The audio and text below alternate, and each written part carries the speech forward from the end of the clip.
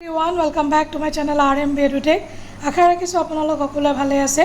আৰু আজিৰ এই ভিডিঅ'টোত আমি এটা গুৰুত্বপূৰ্ণ নটিফিকেশ্যন ডিসকাস কৰিম আৰু হেয়া হৈছে অসম লোকসেৱা আয়োগ আসাম পাব্লিক সাৰ্ভিস কমিশনাৰ প্ৰগ্ৰাম দিলে আৰু এই নটিফিকেশ্যন ডেট দেখিছে আপোনালোকে 20 মে 26 27 আৰু 28 জুলাই হ'ব ফ্ৰাইডে স্যাটাৰডে সানডে আগবেলা আৰু পাছবেলা এক্সাম হ'ব ফাৰ্স্ট পেপাৰ আছে essay then GS1 GS2 GS3 GS4 GS5 আৰু আপোনালোকে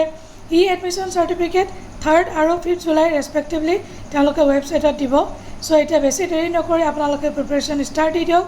যেনে তেনে দুমাহ আপোনালোকে হাতত সময় পাইছে আৰু ইয়াত এটা ইম্পৰ্টেন্ট কথা লিখিছে